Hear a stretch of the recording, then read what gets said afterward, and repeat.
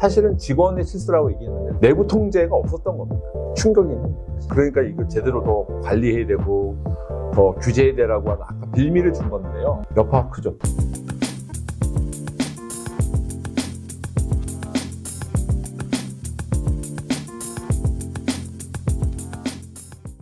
네, 투자의 공식 시청자 여러분, 안녕하세요. 반갑습니다. 자, 코인 시장의 분위기가 정말로 쉽지 않습니다. 정말 안개 속에 좀 가려진 그런 기분이다라는 생각이 드는데, 그래서 현실적으로 지금 우리는 어떤 위치에 있는 건지, 특히 무엇보다 국내 같은 경우는 최근에 정책 이슈 때문에 굉장히 시끄러운데, 그 부분에 대해서 좀 통찰력 있는 인사이트를 얻고자 윤석빈 교수님을 모셨습니다. 어서 오세요. 네, 안녕하세요.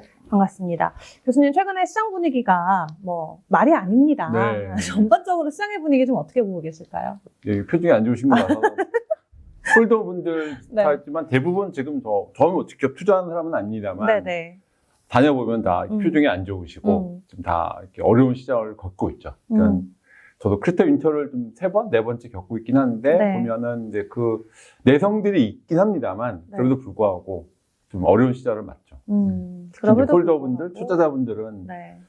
이제 가는 곳은 확실히 제가 많이 느끼는 게 AI 웹3 쪽 모임을 가보면 확실히 웹3 하는 분들은 다 표정이 안 안 좋으시고 좋고 AI 하시는 분들은 AI 투자나 아니면 네. 그런 분들은 또 약간은 또 상대적으로 그분들은 지금 그분들 파티인데요, 그분들은 네. 약간 상대적으로 상대적으로 좋을 수밖에 없어요. 저는 양쪽을 다 네. 마치 크로스 체인처럼 왔다 갔다 하고 있는데 보면 확실히 좀 차이가 있는 게 네. 맞고 말씀하신 것처럼 이제 웹3 분들이나 웹선 전용하는 분들은 좀 어려운 시절을 맞습니다. 그런 것 같습니다. 말씀 주셨던 것처럼 AI와 블록체인, 이 4차 산업혁명의 사실 정말 메인 기술이었잖아요. 근데 사실 2010년대 초반만 하더라도 AI가 먼저 지배할 것인지, 블록체인이 먼저 지배할 것인지 물음표가 있었다면 시간이 지나고 보니까 이 블록체인이 결코 AI를 뛰어넘을 수 없겠다라는 생각이 들 정도로 AI의 그 파급력이 정말 어마무시한 것 같습니다. 그런 가운데 최근에 블록체인 시장 안에서의 이슈들, 이 정책과 관련해서 좀 굉장히 많은 분들께서 불편한 소식들이 전해지고 있는데 그중 하나가 이제 구글이 이 바스프 미신고 거래소들은 아예 앱을 다운로드하는 것부터 못하게 하겠다라는 내용이었거든요. 네. 다행히 지금 조금 지연되고는 네, 있습니다만 이게 기술적으로 좀 혼란이 많아요. 예를 들어서 이미 내가 다운을 해놨어. 그러면 이제 앞으로 업데이트가 안 된다는 건지 아니면 다운로드를 해놨는데 이게 이 다운로드 된 것까지 차단을 시킨다는 건지 기술적으로 좀 이걸 우리가 어떻게 이해를 해야 될까요? 그러니까 좋은 포인트이신데요. 네. 그러니까 업데이트, 앱에서 업데이트가 이제 중단될 경우에는 이제 말씀하셨던 보안 취약성을 이용한 이제 가짜 앱 배포들이 많아서 그게 또 약간 연기된 것 같아요. 사실은. 그러니까 그게 이슈들이 많아서 사실은 그러면 다른 아까 사기성 앱들이 많이 나올 텐데 어떻게 할 거니 이렇게 좀 강하게 이슈가 돼서 좀 연기가 됐고 사실은 이게 약간 이제 보안성 이슈도 있고요. 이제 약간 국내법이라든지 약간 바스프 말씀하신 그런 관점에서 그들에 대해서 약간 인가를 잘 받아라. 인가 받지 않으면 안 돼라고 하는 그런 시그널이라고 보시면 될 것 같습니다. 지금. 그렇군요. 어쨌든 일단 1차적으로 좀 밀리기는 했는데 언젠가는 결국 이게 그럼 시행이 된다고 봐야 될까요? 제가 볼 때는 아마 좀 프로세스상 뭔가 나올 것 같긴 해요. 이게 아마에서 너희가 예를 들면 국내면 바스프 받았어? 아니면 정말 레귤레이트를 잘 지킨 사업자야? 이제 그렇게 되면은 이제 허가를 내주겠다? 그런 식으로 뭔가 백엔드에서 뭐가 딜이 있지 않을까? 백엔드 차원에서. 백엔드에서 뭔가 논의가 되고 있을 겁니다. 안 되진 않을 텐데. 그래서 아마 그 논의되는 차원에서 좀 연기되긴 한 건데, 그러니까 어쨌든 좀 충격이긴 하죠. 그쵸. 저희가 어쨌든 앱에서 다운도 못 받아? 무슨 저희가 범죄자도 아닌데? 그런 느낌인 거죠. 사실은 그래서 이런 구글에서 이렇게 한 거는 이제 약간 행정인가 폐쇄성인가? 약간 그런 관점에서 보면 약간 행정적인 부분에서 뭔가 좀 교감이 있었을 것 같고요. 그런 관점에서 아마 바스프라든지 아까 말씀하셨던 금융당국 아니면 당국하고 결정이 된 부분만 열어줘. 뭔가 그렇게 나오지 않을까 하는 제 예상이긴 합니다. 그리고 또 일부 투자자들이 이제 걱정하는 건 만약 구글이 그렇게 나오게 된다면 애플 쪽이 또 가만히 있을 거냐라는 논쟁도 있는데 일단 구글 쪽이 안드로이드 쪽이 그렇게 넘어가면 결국 iOS까지 그런 조치들이 번질 가능성도 저희가 열어둬야 될까요? 그거는 이제 어차피 생태계가 하지만 구글 안드로이드 생태계, 앱 네. 생태계, 그러니까 뭐 애플 양쪽 양대 상명인데 한쪽이 그러면 한쪽은 영향을 안 받을 수는 없겠죠. 안 받을 것 같지는 않은데, 근데 그거는 좀 두고 봐야 될 것 같습니다. 조금 더 두고 봐야 된다. 그거는 이제 영향을 안 받을 것 같지는 않아요. 받긴 받는데, 근데 뭐 이미 뭐 무조건 안드로이드 했다고 이쪽도 할 거야 그렇게 되지는 않긴 할 텐데. 네. 영향은 받는다. 영향은 예. 있을 수 있다. 예, 애플 쪽도 네, 말씀을 주셨고. 그리고 최근에 또 국내에서 뜨거웠던 화두가 바로 빗썸의 네. 5지급 사태였습니다. 가지고 있지도 않은 비트코인을 투자자들에게 전송을 했단 말이죠. 말 그대로 장부상에만 네. 그냥 숫자가 찍혀 있었던 건데, 이거 사실 FTX 때부터 엄청난 이슈였고, 해외 거래소들은 그랬기 때문에 1대1로 니네 준비금 다 가지고 있어라. 이거 되게 이슈 많았었던 건데, 믿었었던 국내 거래소에서 어떻게 보면은 비슷한 좀 사례가 시간이 훨씬 많이 지난 2026년에 발생이 됐단 말이죠. 다행히 단기간에 빨리 좀 수습이 돼서 큰 파장으로 연결되진 않았지만 이번 사태가 좀 시사하는 바가 많을 것 같아요. 교수님 어떻게 보셨나요?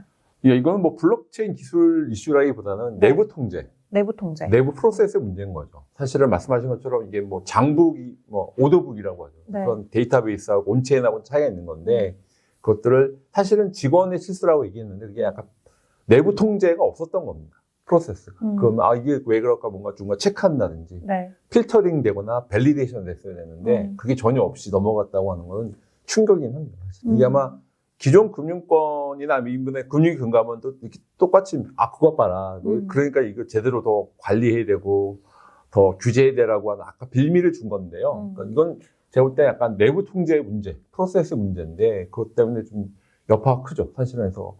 저도 이것 때문에 뭐 전화도 많이 받았는데, 네. 그래서 사실은 저는 얘기했습니다. 이건 뭐 블록체인 기술의 문제가 아니라 그 회사의 내부 통제, 프로세스의 문제다라고 이제 말씀드릴 수 있고요. 그래서 그 관점에서 아마 지금 금융당국이 아까 또 논의하고 있지만 여러 가지 다른 약간 영향을 줄 것 같아요. 뭐 STO라든지 스테이블코인이라든지 그런 부분에서 영향을 줄 것 같고, 근데 기본적인 부분은 아까 말씀드린 이 장부상에 있는 오더북, 데이터베이스 있는 거하고 블록체인 상에 이렇게 갭이 있는데, 그 갭을 빗썸에서는 아까 지급준비금처럼 막 잘 내부 통제가 돼 있을 거라 예상을 했는데, 빵 터지고 나니까 없었다고 하는 게 거의 뭐 그렇게 표현해도 무방할 것 같다. 그런 내부 통제나 프로세스가 작동하지 않았네요라고 해도 무방하다 이렇게 보여집니다. 그래서 아마 지금 뭐 업비트는 일부 있었다고 해요. 업비트는 이런 내부 통제가 있는데 빗썸은 상대적으로 그런 게 좀 약하고 없었다고 해도 과언이 아닐 것 같습니다.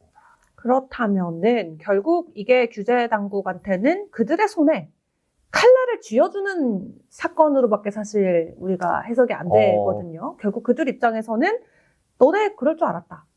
너네 아니라고는 했지만 이거 봐라. 니네 문제 있다 해서 결국 금융이든 금감원이든 결국 내부 통제 고도화 TF를 출범을 할 수밖에 없는 상황이 돼서 출범을 시켰고, 중요한 건 이제 이런 TF 조치의 움직임들이 안 그래도 좀 얼어있는 투자 심리를 더욱더 살벌하게 만들지 않을까 하는 우려도 있고, 아니면 오히려 반대로 그런 조치, 정부의 조치와 함께 시장이 조금 더 투명화되고 뭐 건전해지고 오히려 장기적으로는 더 좋아질 것이다라는 의견도 있긴 한데, 뭐 중장기적으로 단기적으로 시각이 엇갈리긴 하겠습니다만, 교수님께서는 이러한 또 정부의 움직임을 어떻게 좀 해석하시고 계실까요? 그러니까 정부가 저희 몇 번 말씀드렸으니까 규제가 필요하죠. 근데 네. 통찰력 있는 규제가 필요한데 너무 약간 한쪽에 치우친 규제가 많았던 게 사실이고요. 그래서 네. 그래서 이번 부분에는 아마 약간 빌미를 준 건 맞는데, 그래서 어쨌든 이런 특히 이제 거래소 같은 경우는 안정성이나 네. 그런 것들을 프로세스나 아마 내부 통제 그런 것들이